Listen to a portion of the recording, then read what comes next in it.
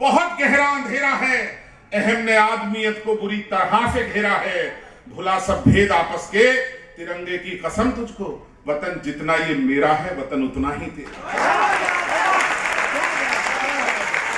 Sir, ये कहने की जरूरत है, आज वतन को जोड़ने की और ज्यादा जरूरत है। क्योंकि अभी वीसी साहब ने जब शहीदों के नाम लिए, उस वक्त कोई धर्म नहीं देखा गया था। आपने देखा हो, आपने शहादत के नाम जब गिनाए तो वहां सभी थे, सभी धर्मों के लोग थे। इसीलिए मैं कहना चाहता हूं, जब देश की कुर्बानियों की बात आए तो कहीं हमें धर्म याद नहीं आता, लेकिन जब देश पर कुछ भी विरासत की बात आ जाए तो हम धर्म के पीछे अंधे हो जाते हैं। मैं पूरे वातावरण के बीच में एक बात चेतावनी करना चाहता हूं, सुन लीजिए कि दिल में उल्फत संभाल कर रखना, ये इबादत संभाल कर रखना। लोग नफरत संभाले बैठे हैं, तू मोहब्बत संभाल कर रखना।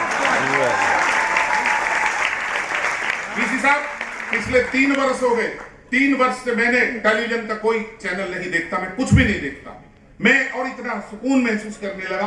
पूरा दिन एक पाखंड का किस्सा पूरा दिन देश देख रहा है, बेरोजगारों की स्थिति पर चर्चा नहीं है, मीडिया भी प्रश्न चिन्ह, यहां मीडिया के लोग बैठे, मैं उन्हें जोड़ना चाहता हूं।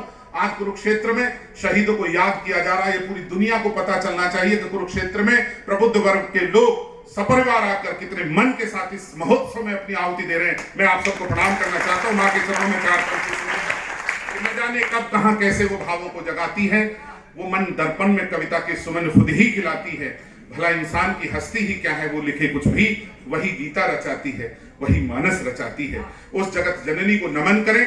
और मैं इस मंच की सबसे नन्ही कलम लेकिन देश में एक प्रखर कवियत्री के रूप में जिन्होंने पहचान बनाई पिछले 8-10 वर्ष में, पूरे भारत में जाती है, अखिल भारतीय कवियत्री के रूप में उनकी बड़ी पहचान है। सुश्री प्रीति अग्रवाल से आह्वान उनका करता हूं, वो आए और मां की आराधना करें। और आप सबसे लगाती हूं, कुरुक्षेत्र विश्वविद्यालय को मैं बहुत बहुत शुभकामनाएं देती हूं, जिन्होंने कि इतना सुंदर यहाँ पर ये जो भारत माता का नक्शा बनाया है।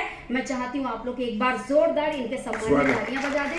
जी, ये यूपी से आई है, इसलिए विश्वविद्यालय देख के बोलना पड़ा इसको। अब ये ठीक कर दे जरा माइक। अंतरराष्ट्रीय कवि ओज के हिमालय आदरणीय दिनेश रघुवंशी जी, जो कि बहुत ही अच्छा संचालन कर रहे हैं, मंच पर इनकी उपस्थिति होना, कवि सम्मेलन ना होकर के कवि सम्मेलन यज्ञ हो जाता है। मैं चाहती हूँ आप लोग एक बार इनके सम्मान में जोरदार तालियां बजा दें। मुझे माँ सरस्वती वंदना करने का आदेश हुआ है, तो मैं आप लोगों के समक्ष माँ शारदे की वंदना करती हूँ। सुनिएगा जी, स्वागत। सुनिएगा। हमें निर्भय बना दो माँ, हमारा काम ये कर दो, उजाली जिंदगी कर दो, जगत की काली माँ हर दो। क्या बात है? खड़े हैं द्वार पर तेरे, कृपा इतनी करो माता, हमें सद्ज्ञान दो माता, हमारी झोलियां भरो, हमें सद्ज्ञान दो माता, हमारी झोलियां भर दो। और पंक्तियां सुनिएगा। बहुत अच्छे। भजूं दिन रात मैं तुमको, यही यश गान दो माता, यशस्वी बन सकूं जग में, गुणों की खान दो माता, बनो साहित्य के आकाश की मैं, चांद या सूरज जगत में ये अनूठी सी, मुझे पहचान दो माता, जगत में ये अनूठी सी, मुझे पहचान दो माता। और पंक्तियां सुनिएगा। समंदर ज्ञान वाला मैं, उतर कर पार करे जाऊं, मुझे सद्बुद्धि वाली नाव या जलयान दो माता, तुम्हारी वंदना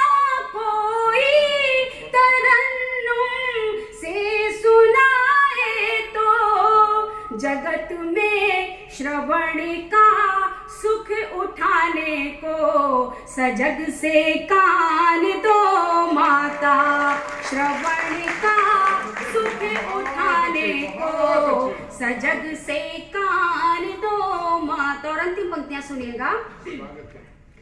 जहां अज्ञान छाया हो भटकते भक्त हो तेरे, जहां अज्ञान छाया हो भटकते भक्त हो तेरे, कृपाओं की वहां पर एक चादर तान दो माता, जिसे पीकर जमाने में अमर हो नाम मेरा भी, जिसे पीकर जमाने में अमर हो नाम मेरा भी, मुझे उस ज्ञान सागर का सुधारस पान दो माता, मुझे बहुत अच्छे।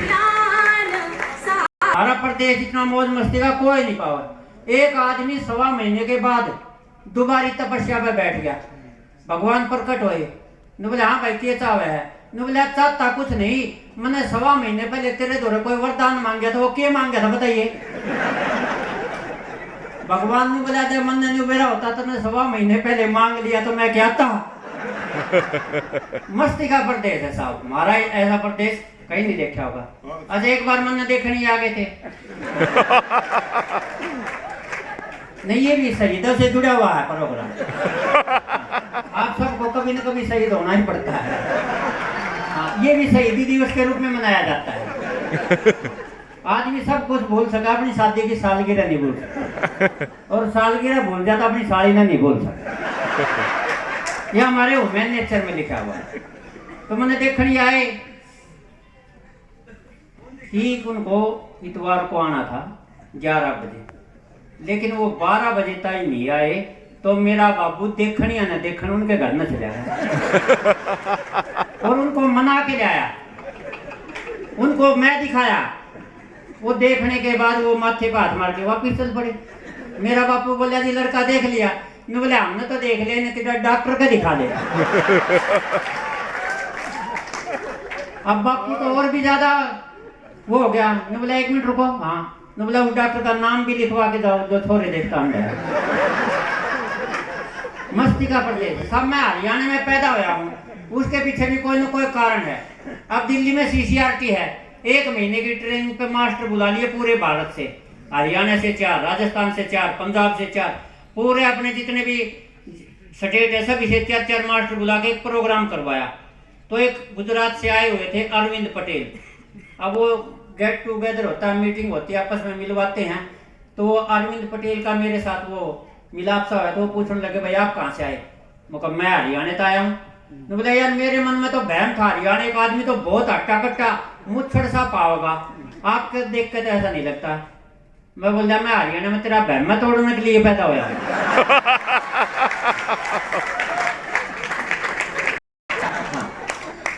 अब वो एक दिन मेरा हाथ पकड़ के वहां ले गई विधवा पेंशन कार्यालय में।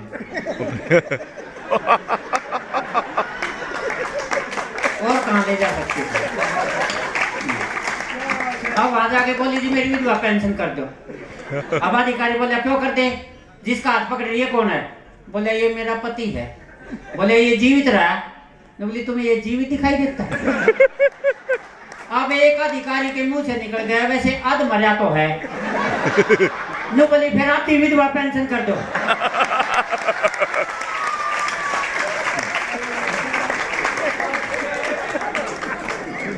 तो कमाल है वो।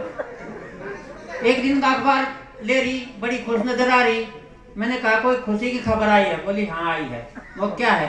बोली अब सरकार ने विधवा पेंशन 2000 रुपये कर दी। मुझको भाई इसमें खुशी की क्या बात है? बोली आपका स्ट्रक्चर देख कर मुझे लगता है मेरी महीने 2 महीने में होए जागे।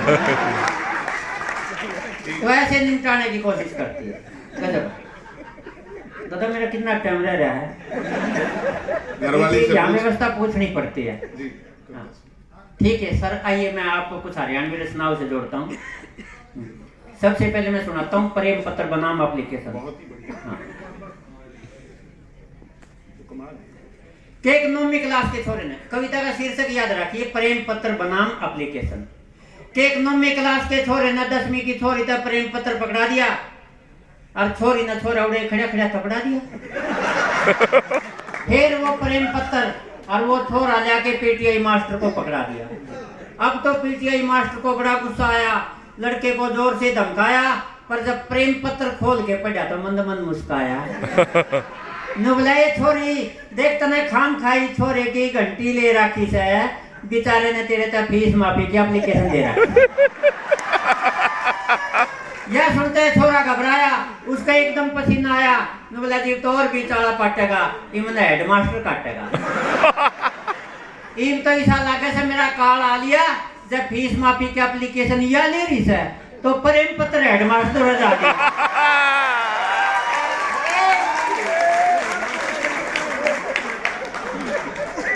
हेडमास्टर ने भी जो मनमाई वाई कर दी, वो छोरे की घनी पिटाई कर दी। बोला नालायक, तने खसना था, किसी और गल्ला खस लेता। स्कूल में घनी है सुतरी सुतरी मास्टरनी है, तू हेडमास्टर ने तो बख्श देता। यह सुन के छोरा आकड़ के खड़ा हो गया, हेडमास्टर की बैत पकड़ के खड़ा हो गया। हेडमास्टर बोले ये बाकड़ा है, मेरी बैत ने पकड़ा है। छोरा हाथ जोड़ के नहीं बोला, जी मैं इस कारण आपकी बैत का चिपट रहा सू, प्रेम पत्र पर तो मैंने दुनिया ही पिटती देखी, आज मैं खाली एप्लीकेशन पे पिट रहा हूँ। मैं खाली एप्लीकेशन पे पिट रहा हूँ, मैं खाली जीवन में, हाँ जीवन का जो सच्चाई वो बता रहा हूँ मैं। और झूठ बोलूं मुझे कोई चाव नहीं है, और काम से इनकार करूं मेरा स्वभाव नहीं है। चूल्हा चौका झाड़ू पोछा, उसके बाद बर्तन अपनी मर्जी से करता हूं, किसी का दबाव नहीं है।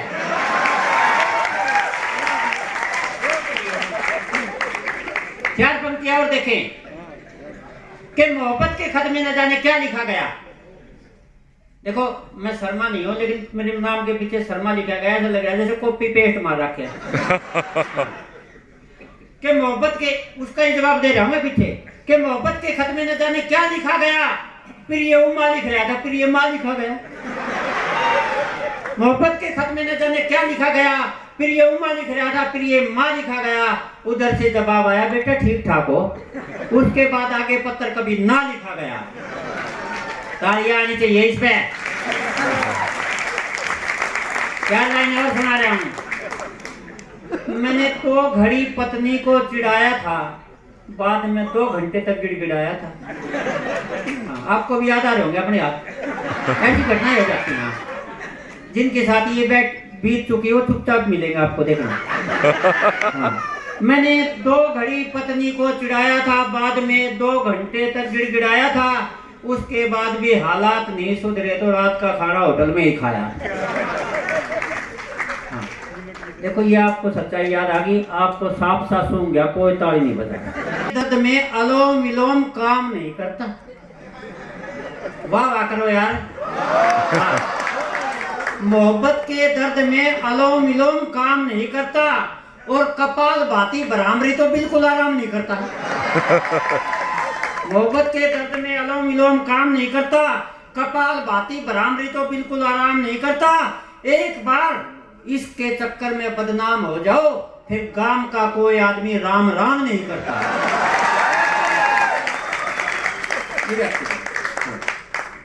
चार पंक्तियां मोहब्बत की ओर देता हूँ। आजकल मैं मोहब्बत से जुड़ गया हूँ, ये पुराने सामान पे लिखना छोड़ दिया।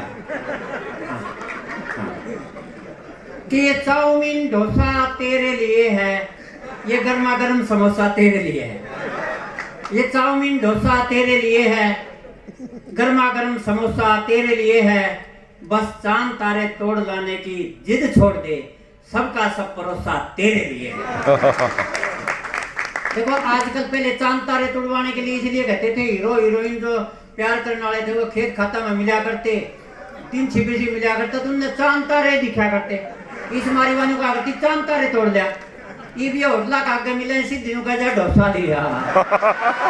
ये मोहब्बत करने आके अब पुण्य साहब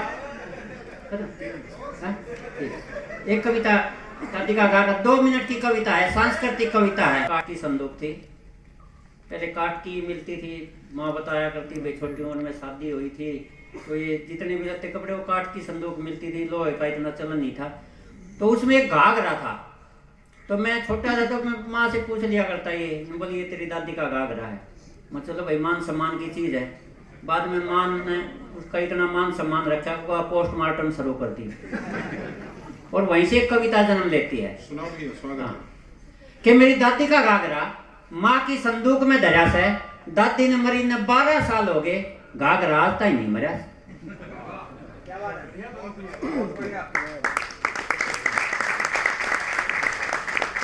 माँ जब भी मामा के यहाँ जावे है तब यो घाघरा बड़ा काम आवे है। माँ 2 मीटर कपड़ा ही समझ पढ़ लीजिए।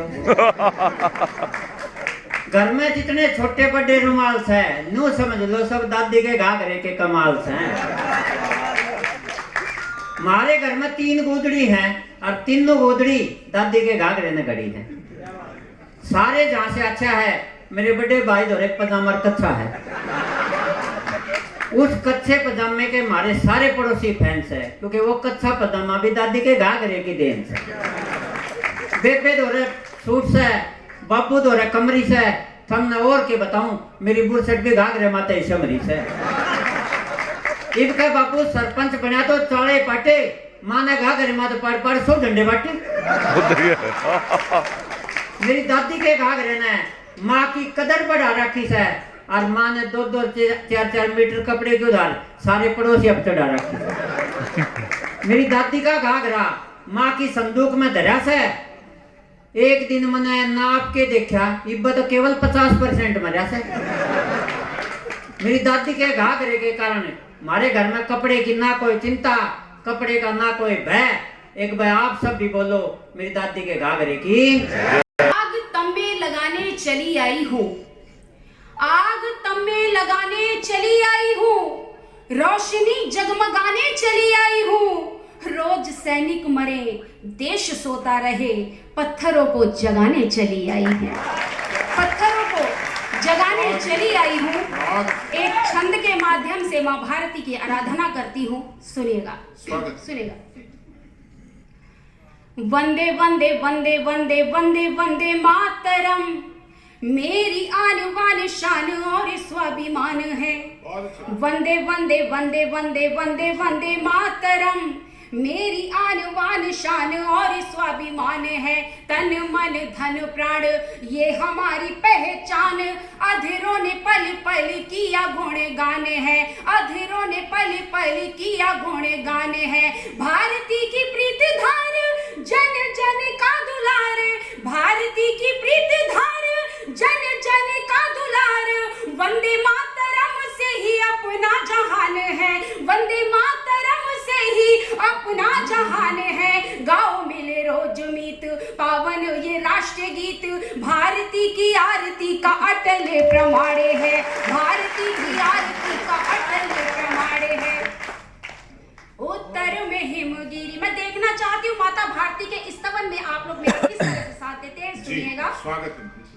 उत्तर में हिमगिरी, दक्षिण में सिंधुराज, धन धान्य तप तेज पौरुष बढ़ाते हैं। उत्तर में हिमगिरी, दक्षिण में सिंधुराज, धन धान्य तप तेज पौरुष बढ़ाते हैं। उत्तर से चले भानु पश्चिम तलक रोज, जिस धरती को स्वर्ण सम दमकाते हैं, जिस धरती को स्वर्ण सम दमकाते हैं। अटल कठिन तम देख रखवाली ऐसी, अटल कठिन तम देख रखवाली ऐसी।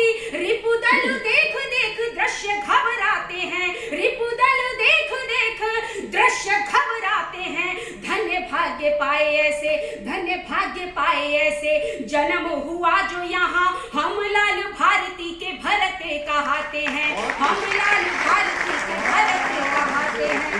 और हम वीर रस के कवि कवित्रियों को चीखने चिल्लाने का कवि कहा जाता है। तब कहना चाहती हूँ, सुनिएगा कविता क्या होती है, सब सुनिएगा।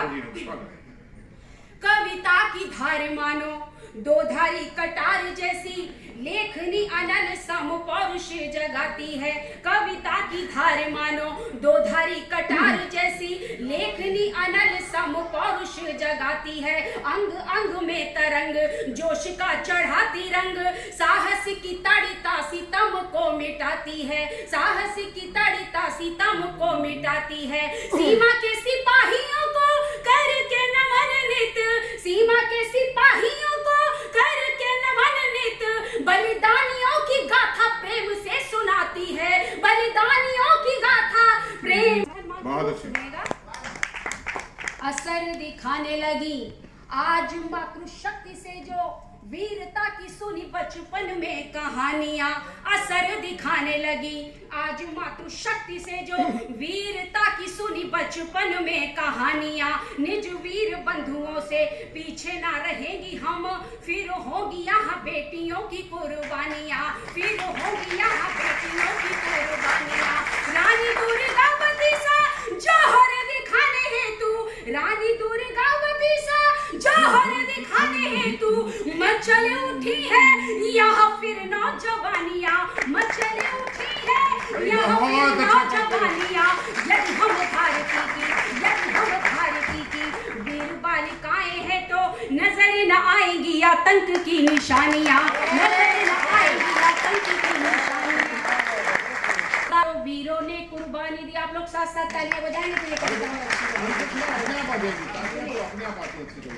जिसकी खातिर यहाँ हजारों वीरों ने कुर्बानी दी, जिसकी खातिर यहाँ हजारों वीरों ने कुर्बानी दी, जिसकी खातिर यहाँ हजारों वीरों ने कुर्बानी दी।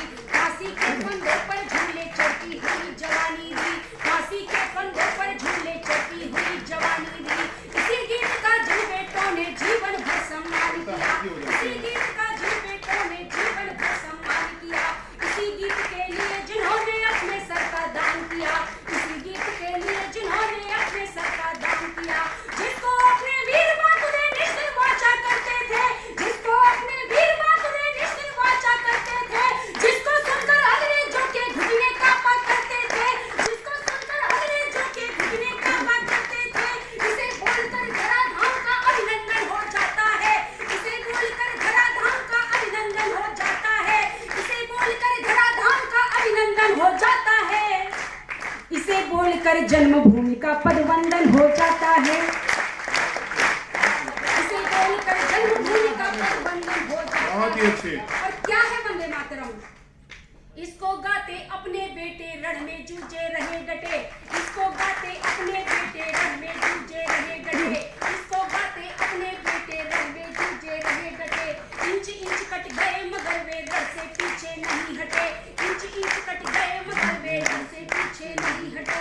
इसको गाकर हमने अपने सोते सिंह जगाए थे, इसको गाकर हमने अपने सोते सिंह जगाए थे, इसको गाकर हमने सारे दुश्मन मार भगाए थे, इसको गाकर हमने सारे दुश्मन मार भगाए थे।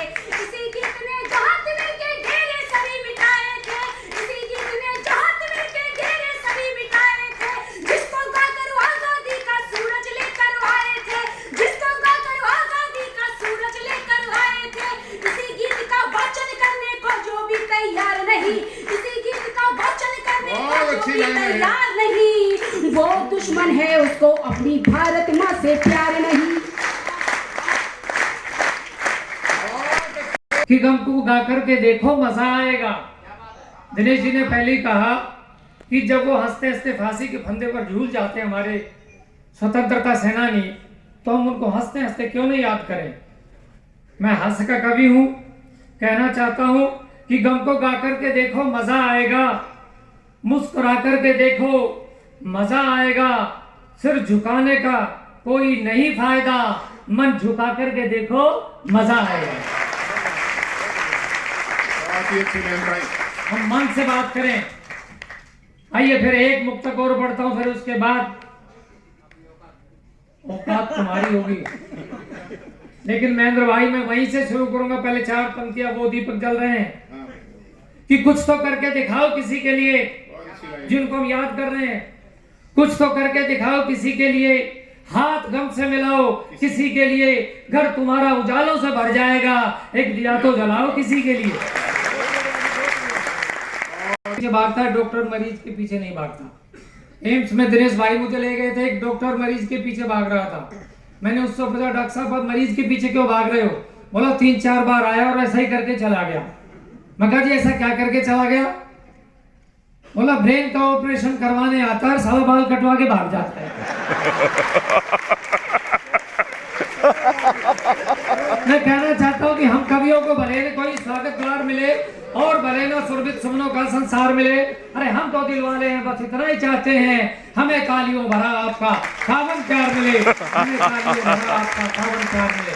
फिर एक डॉक्टर की बात करता हूँ, डेंटिस्ट के पास चला गया, भाई मास्टर महेंद्र। बोला जी मेरे दांत में कीड़ा लग गया, कैसे बाहर आएगा? बोला मैं नुस्खा बताऊंगा, उसको अप्लाई कर लेना, कीड़ा बाहर आ जाएगा। बोला मुझे दवाई दो, नुस्खा तो बाद में देख लूंगा। बोला नहीं, तो बोले बताओ। उन्होंने कहा कि 3 दिन सुबह उठ के चाय के साथ बिस्किट खाना और चौथे दिन खाली चाय पीना, कीड़ा बाहर आ जाएगा। महेंद्र मास्टर ने ऐसा ही किया, उसने 3 दिन सुबह उठ के चाय के साथ बिस्किट खाए, चौथे दिन खाली चाय पी, खाली चाय जैसी पी कीड़ा बाहर आ गया। बोला आज बिस्कुट नहीं है क्या? मैं समझता हूँ बिस्कुट यहाँ भी नहीं आया।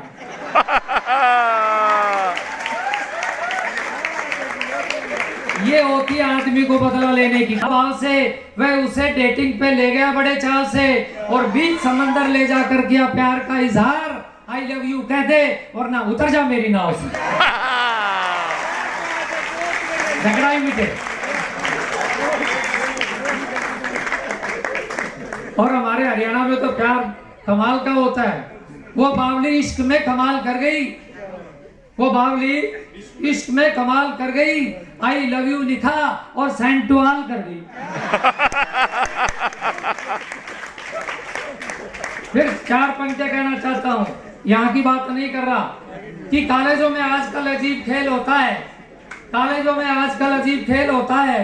क्लास के बहाने 2 दिलों का मेल होता है और जेब कटा लेता है प्रेमिका को पटाने में, इसलिए पप्पू अरसान होता है। आपको कैसे पता? भैया इनकी जैकेट में डाल दो 2 बिस्किट इधर 2 उधर, काम आओ। भाई मेरी दुकान जब लेने दे। बता दो ताली भाई, 4 बिस्कुट लाए थे, 3 तो यही खा के 1 छोड़ दिया। बाहर निकल के बाहर की बहारों का मजा ले, और अगर चाहता है रोशनी आंखों की कम न हो तो पार्क में बैठे लाइव नजारों का मजा ले। लगती है मुलाकात के बाद, इसलिए बीपी हाई होता है तेरी हर बात के बाद, और तेरी गलियों में ना रखेंगे कदम भूले से, बहुत कीचड़ हो जाती है सनम बरसात के बाद। और जान कहकर जान ले गई वो, जान कहकर जान ले गई वो, घर का सारा सामान ले गई वो, हम चल दिए आंख बंद करके उसके पीछे, जन्नत के बहाने शमशान ले गई वो। और ये 4 पंक्तियां भाई दिनेश जी को समर्पित करना चाहता हूँ। हास्य का कवि हूँ सही जगह ले गई कि वो छत पर गया पतंग उड़ाने के बहाने, वो छत पर गया पतंग उड़ाने के बहाने, पड़ोसन भी आ गई कपड़े सुखाने के बहाने, और बीवी ने देखा जब वो रंगीन नजारा, वो डंडा ले आई बंदर भगाने के बहाने।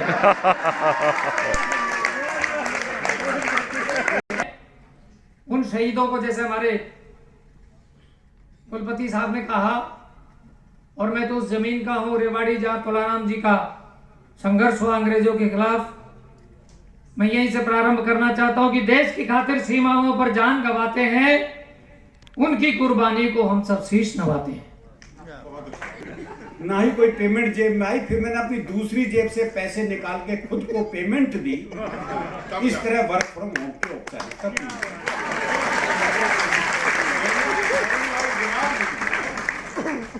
एक और कष्ट था जी हमारा, वो हर दूसरे तीसरे दिन अटैची लेकर निकलने का मामला रहता। कमाल लिखा है वो 2-3 महीने लगातार ऐसे हो गए, घर पे पड़े हुए बिल्कुल।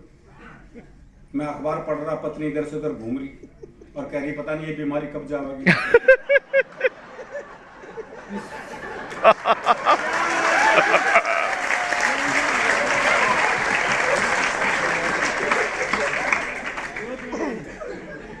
फिर एक कष्ट वो तो था जी 3 महीने लगातार वो घर में बिल्कुल, मैं पत्नी का चेहरा देखूं, पत्नी मेरा। ये तो लगभग हर एक शादीशुदा का कष्ट था। दोनों को कष्ट बराबर था, इसमें ऐसा नहीं कि मेरा ही मेरा कष्ट था। तो मैंने सोचा कुछ पल अलग ढंग से जिया जाए और किसी महिला मित्र को वीडियो कॉल किया जाए।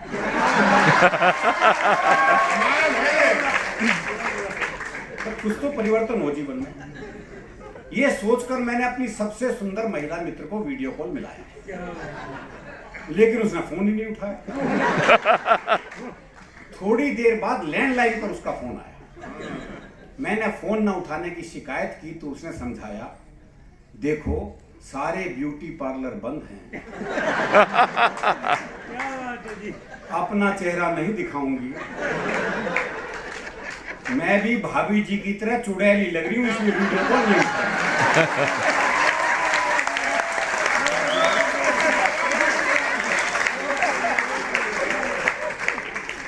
मैं आज वो सब कुछ सुनाऊंगा जो इस 2 साल में लिखा है। तो और तो कुछ काम था ही नहीं। बहुत ही। फिर एक और दिन आपको याद दिलाता हूँ, 22 मार्च जनता कर्फ्यू लगा था जिस दिन। मैं दिल्ली में रहता हूँ, जिस इलाके में रहता हूँ मैंने कर्फ्यू जीवन में पहली बार देखा था। प्रीति अग्रवाल तो मुजफ्फरनगर की है।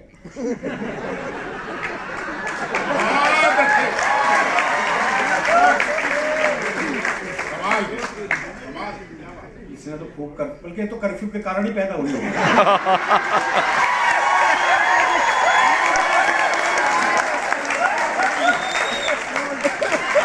इसमें खड़े होने की क्या?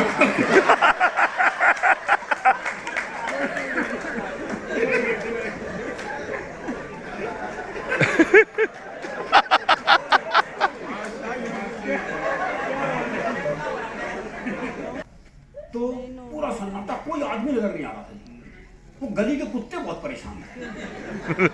उन्होंने भी तो कर्फ्यू पहली बार देखा था। वो कौन सा अलीगढ़, मुजफ्फरनगर या मुरादाबाद से आए थे, वो भी वहीं पैदा हुए थे।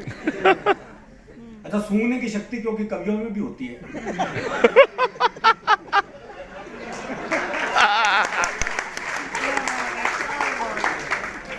तो मैंने कुत्ते की मनस्थिति सूंघी। वो सोच रहा था, लगता है सभी मनुष्यों को कुत्ता नगर निगम वाले पकड़ के ले।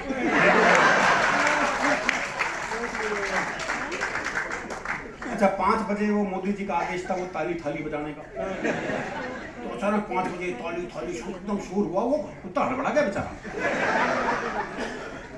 मैंने उसकी मनस्थिति फिर सूंघी। वो सोच रहा था, बहुत जल्दी छोड़ दिया ये सब। और 7 बजे फिर वही सन्नाटा छा गया, कोई आदमी नजर नहीं आ रहा, बिल्कुल सुर सन्नाटा। उस कुत्ते की मनस्थिति फिर मैंने सूंघी। वो सोच रहा था, और मचाओ शोर, फिर ले गए ना पकड़ के।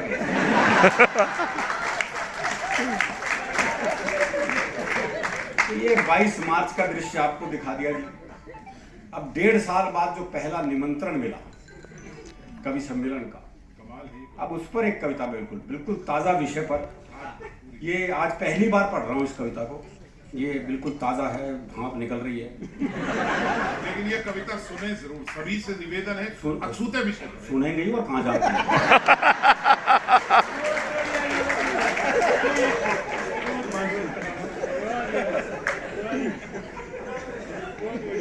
ये पहली बार कहीं कविता पढ़ रहा हूँ, पहली बार है।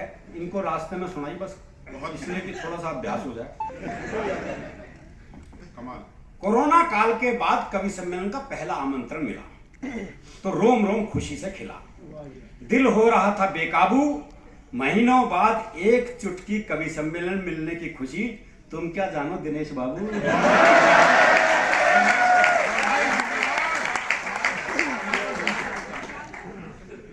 तुरंत फ्लाइट की टिकट बुक करवाई। कई दिन तक तो नींद ही नहीं आई। फिर एक दिन वो दिन भी आ गया जब यात्रा पर निकलना था, कवि मित्रों से मिलना था। एक कोने में पड़े उपेक्षित सूटकेस को जैसे ही उठाया तो वो मुझसे भी ज्यादा प्रसन्न नजर आया। वो खुशी से फूला नहीं समा रहा था, एयरपोर्ट पर भी मुझसे आगे आगे जा रहा था। काउंटर वाले ने पूछा लगेज, मैंने कहा हैंडबैग है। सुनते ही सूटकेस बौखला गया। मैं उसे अपने पास रखना चाहता था, वो ये भी भूल गया, खुशी के साथ साथ गुस्से में फूल गया। फूले हुए सूटकेस को देखकर काउंटर वाला बोला, प्लेन छोटा है, ये सामान लगेज में ही जाएगा, गंतव्य पर आपको मिल जाएगा। सूटकेस मेरी तरफ देख के सोच रहा था, अब आएगा मजा। महीनों से कमरे में एक कोने में पड़ा पड़ा इसी ठलुए को तो झाड़ू पोछा लगाते देख रहा था। अब अपने भी दिन खिलेंगे, विमान में पुराने यार सूटकेस मिलेंगे।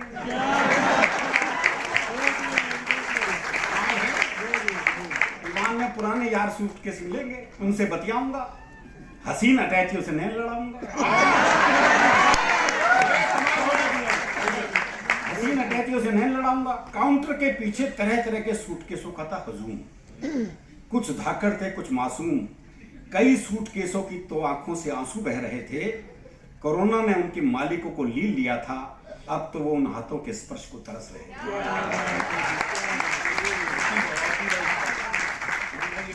खैर, उनको अपने हाल पर छोड़ मैं विमान की तरफ बढ़ा और ये सोच के चढ़ा कि गेट पर ही हाथ जोड़े, मुस्कुराहट बिखेरे एयर होस्टेस के सुंदर से चेहरे के दर्शन होंगे।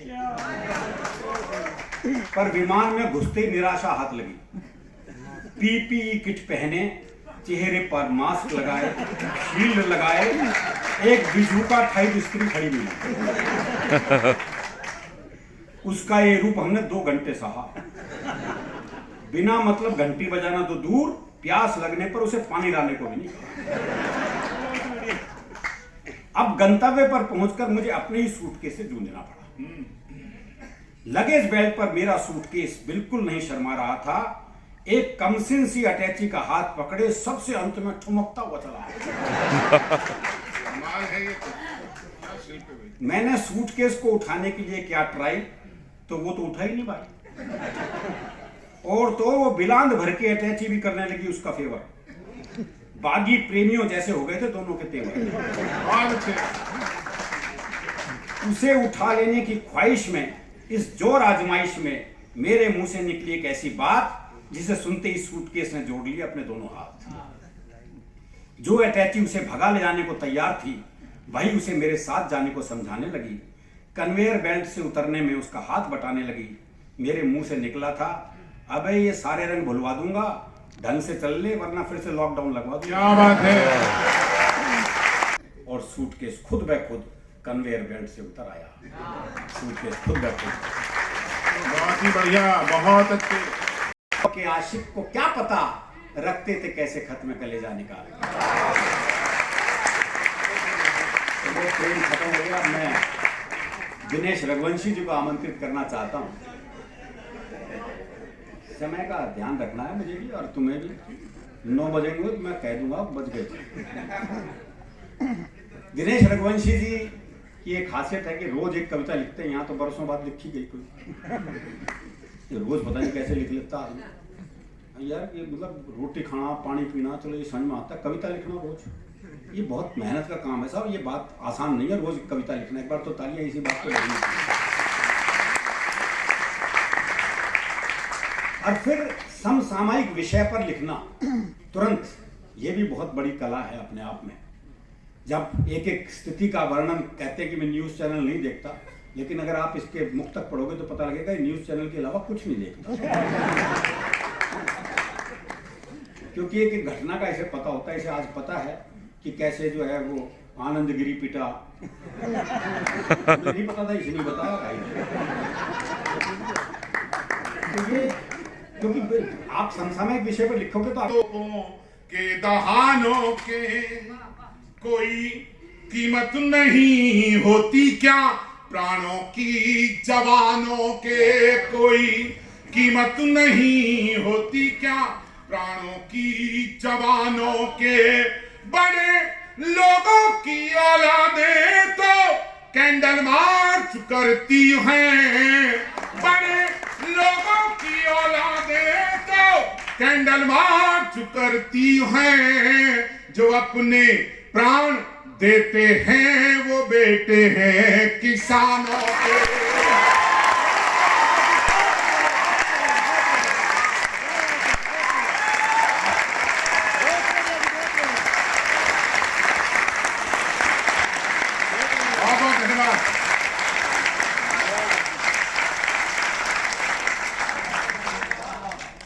और पढ़ सकते हैं थोड़ा सा? काम तो हो गया जो होना था, पक्का सर? 4 मिसरे और पढ़ता हूँ सर, हमारा भी खींच लो एक दो, इतने बुरे थोड़ी।